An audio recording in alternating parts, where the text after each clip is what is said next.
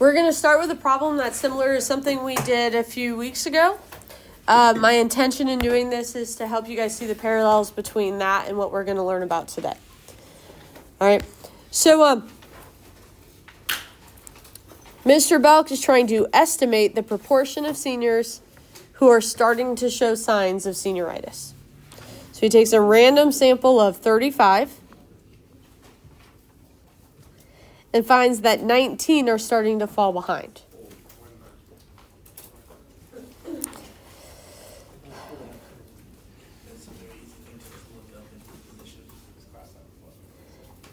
Yes and no, because it's a lot of students and a lot of classes. But if we're just looking at seniors, that's not that big of a population. Let's assume 5 classes times 84 seniors. It's 400 some grades.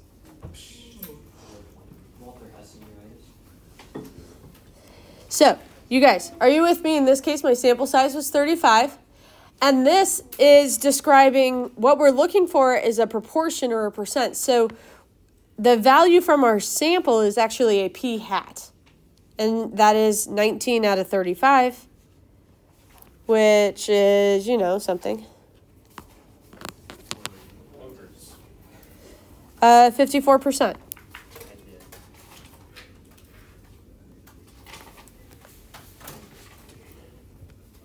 All right.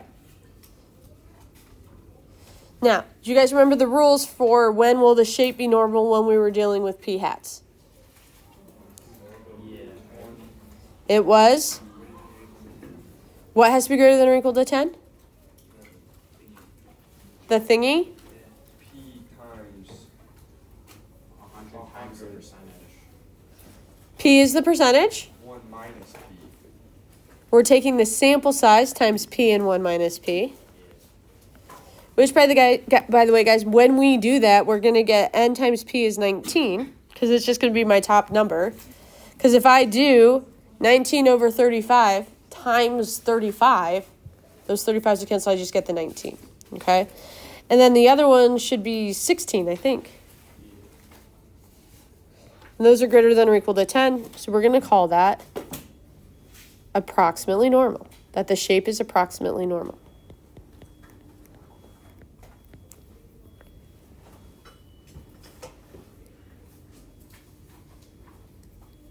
Okay? If you guys remember, we don't know the center of the p hats. That's our goal when we estimate, because it's p, it's the percent of the population. We're trying to estimate what that is. Okay? And then for this, we use that formula that is the square root of p 1 minus p over n, which we don't know p, but we can use p hat in its place. So it's going to be the square root of 0.543 times 0.457 all over 35.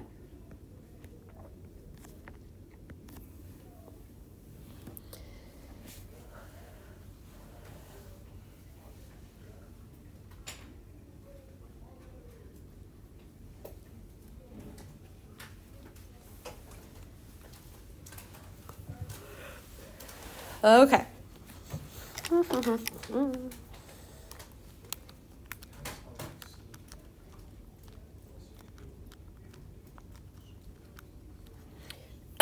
Excuse me.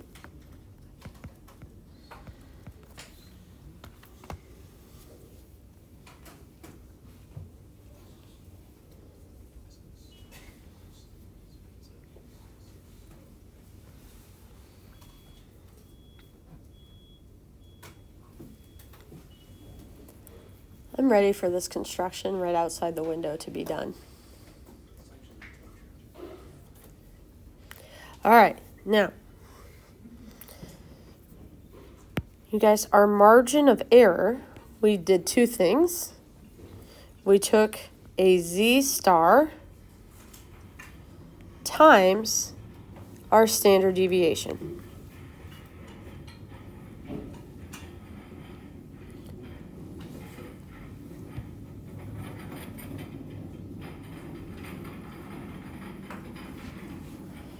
Well, we know the answer to the standard deviation is 0.08. I'm sorry. No, that's right.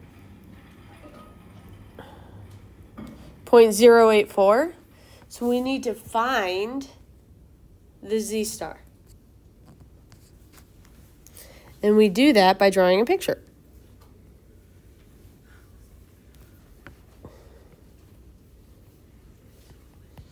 Of the distribution of z-scores, which has a mean of 0, standard deviation of 1.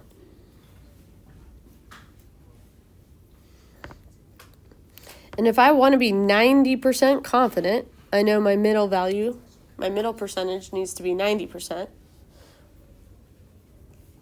And what does that make each tail? 0.05.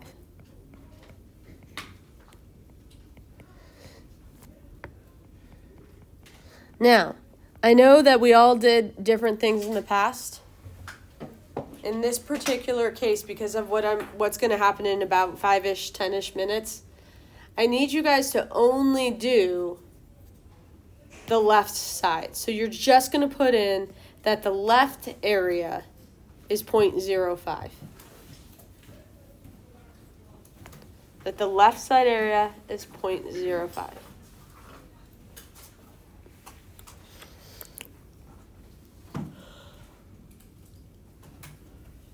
We should be getting about 1.64.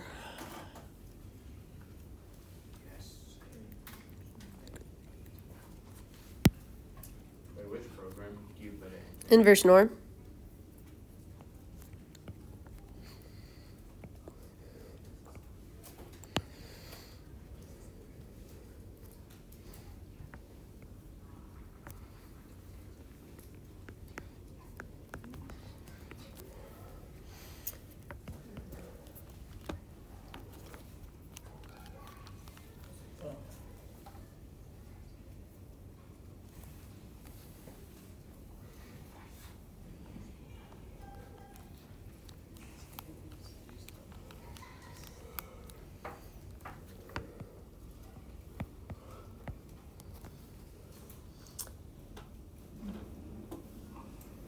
And you guys, what is this? This is my margin of error.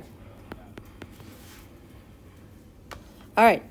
Now, to kind of reiterate what's going on, our best guess at what percent of seniors have senioritis is 0.543. But what do you guys think about that 0.543? It's pretty inaccurate. You think it's high or low?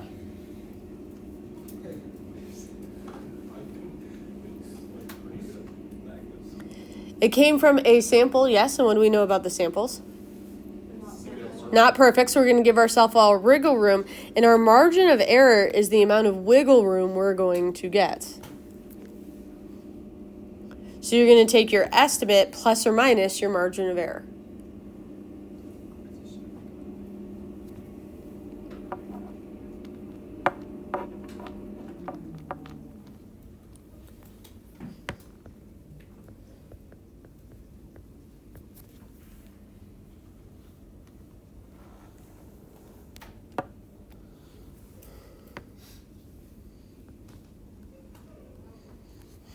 And I would argue that interval is also incorrect. In my experiences, teaching mostly seniors.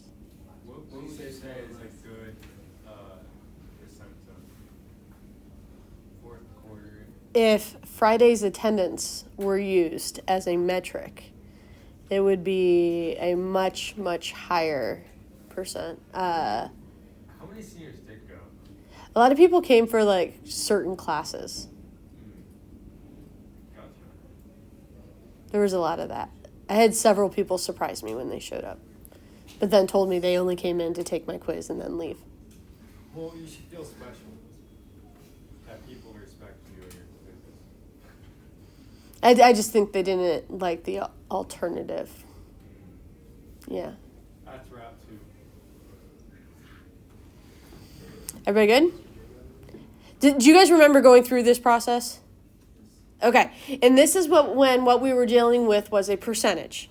A couple of things are going to change when we do this exact same process, for something with X bar, or what we're estimating as a mean. Okay, so let's go ahead and look at this one real quick. A survey of 35 golfers. I already know that my sample size is 35. Showed that the average score on a particular course was 84.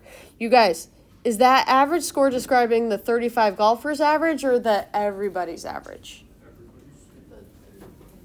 It's saying the survey of the 35 is what gave us that value, yeah?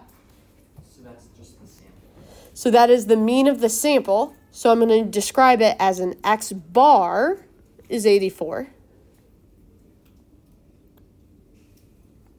Okay. And what about the standard deviation of the sample is 4.5? Listen, standard deviation, we have two different symbols for standard deviation. One is the sigma and one is the S. We use the S when what we're describing is a sample. Okay? So we're going to say S equals 4.5.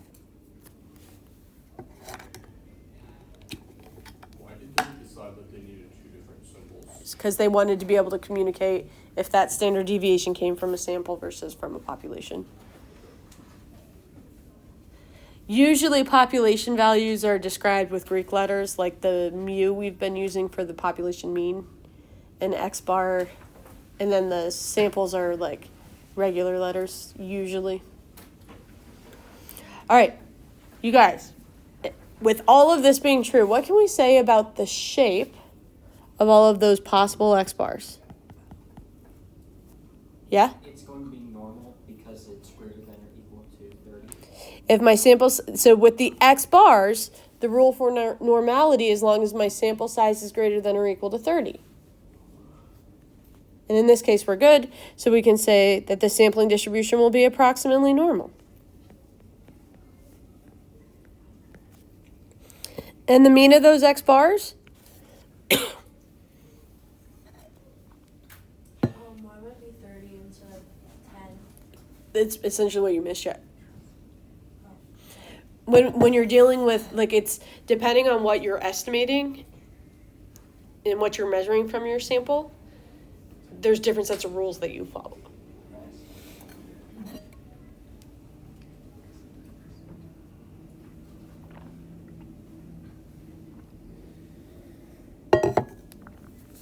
And guess what? We don't know it. Just like up top, the center is what we're trying to estimate with our one value within the distribution. And what about the standard deviation of the X bars? What formula do we use for that?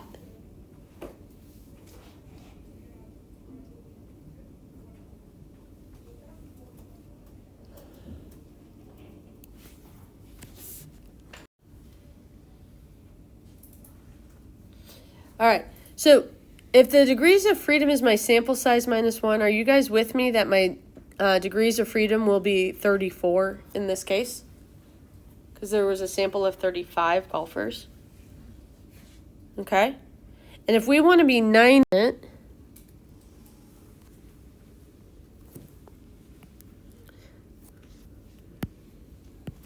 I know that my middle area is going to be 95%. What does that make the tails?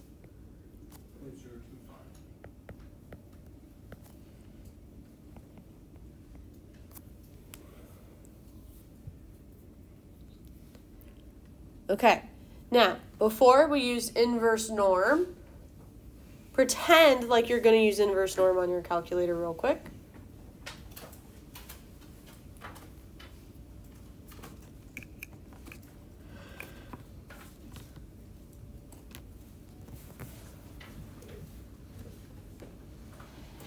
And when you do you guys see something that is like inverse norm that would help us find a T star instead of a Z star? Inverse T. There's an inverse T. So go ahead and select inverse T. And when you go to inverse T, what's it ask you for? Area of inverse T. The area. You're always going to give it the left area. Inverse T doesn't have left, center, right. So you have to give it the left side every time. So you're going to put in 0.025, yeah? And what are you getting for T star? -2.03. I'm going to keep that as positive. Remember, there's technically two answers, negative 2.03 and positive 2.03, okay? And since what do we do with our margin of error? We add it and subtract it. It doesn't really matter. Okay, so, you guys, my margin of error is going to be that T star times my standard error. And I don't think I ever put the answer to that in. I definitely didn't. Guys, I got that to be 0.76.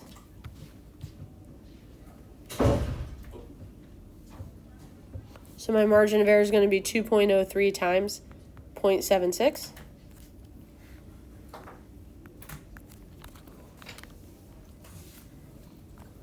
Where did we get the 0.76 from? The standard deviation.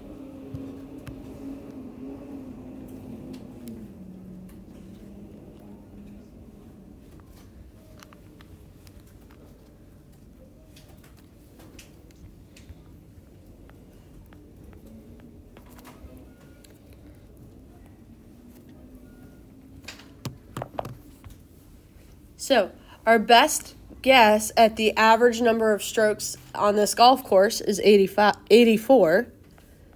But that came from our sample, these 35 guys that played the course. So we're going to give ourselves the wiggle room.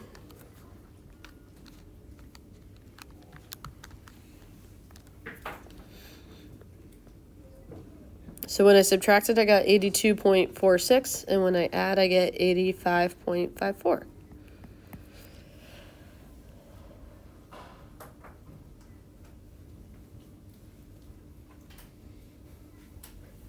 Now, Mr. Richards wants to make sure he's giving his team enough of a challenge, so he's only going to take the golf team to courses where the average score is higher than 82. According to our interval, okay? Well, is the average score for the course higher than 82?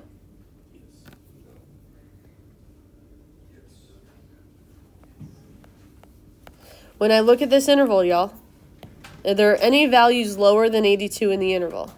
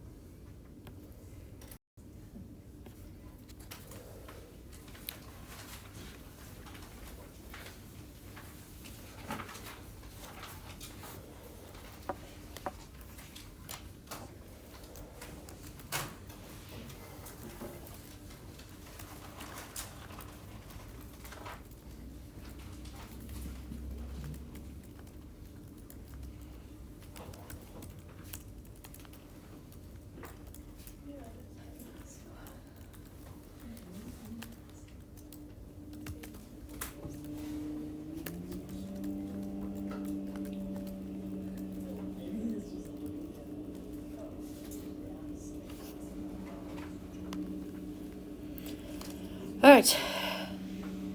So you guys have a great assignment tomorrow. It's going to be similar in structure to this. So Yeah? All right. Here we go. A small group of 15 hummingbirds has been under study in Arizona. The average weight for these birds is 3.15 grams with a standard deviation of 0.33. It is reasonable to assume the weights of all hummingbirds are normally distributed.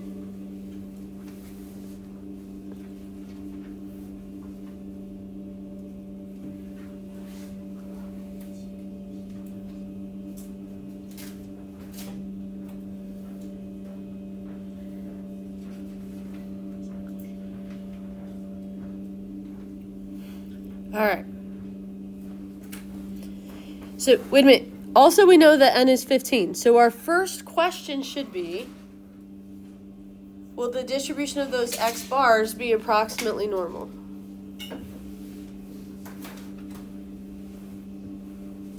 No, because it's not above 30. Well, our first step would be, is our sample size large enough? What's going on? Oh, I made it down.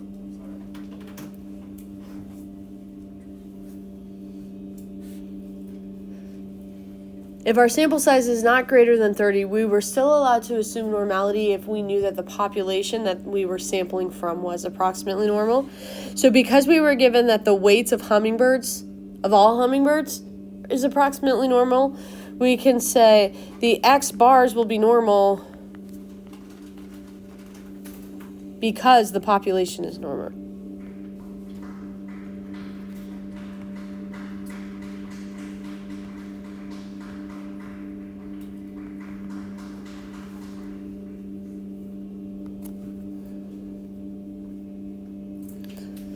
All right, next we want to estimate the standard deviation of the sampling distribution.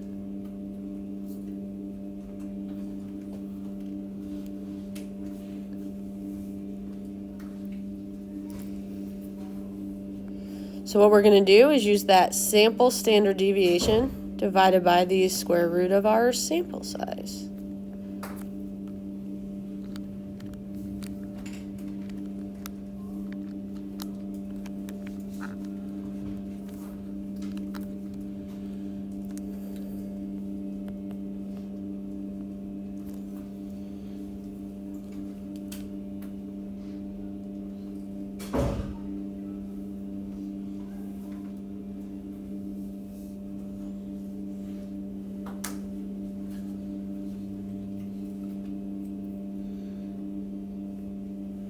All right. Next, we're going to find that T star. How many degrees of freedom would I have in this context?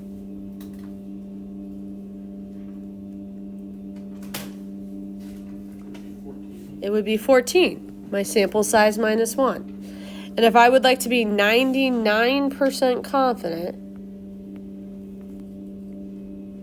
what would each tail be? 0.005. All right, so you guys, can you help me figure out what is the T star?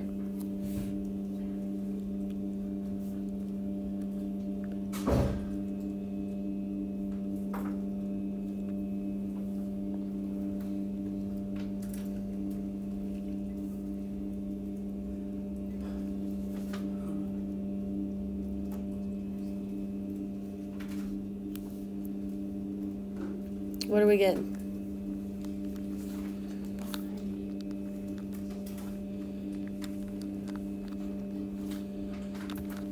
You said 2.98?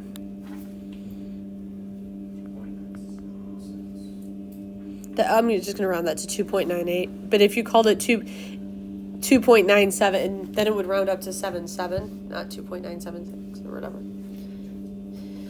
All right. Cool. So you guys, what does that make my margin of error? Well, we do T star times my standard error.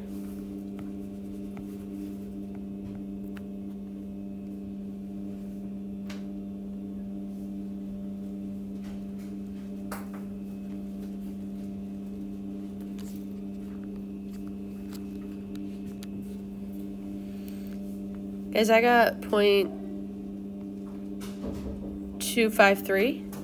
254? I got 2.5. Yeah, I got 2.52. I got 2.53. It's 0.085 and you wrote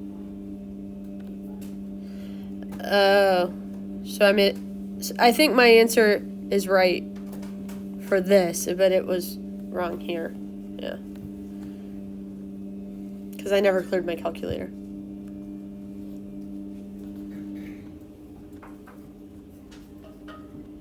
All right. So you guys, what is our best guess for the average weight of the hummingbirds? 3.15. Our best guess is the 3.15. It's the value from our sample, but we know it's probably not great. So we're going to give ourselves the wiggle room of that margin of error.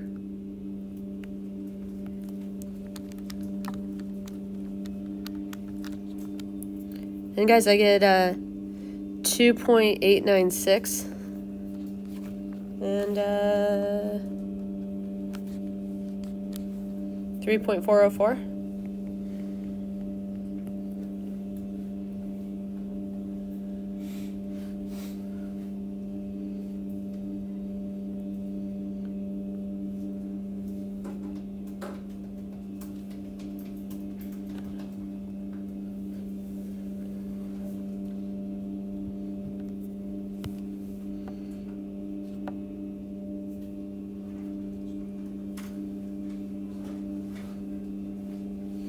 So what is the whole point of this interval?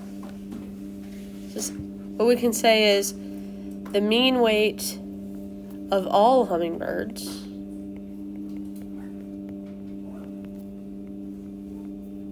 not just the sample, but all of them.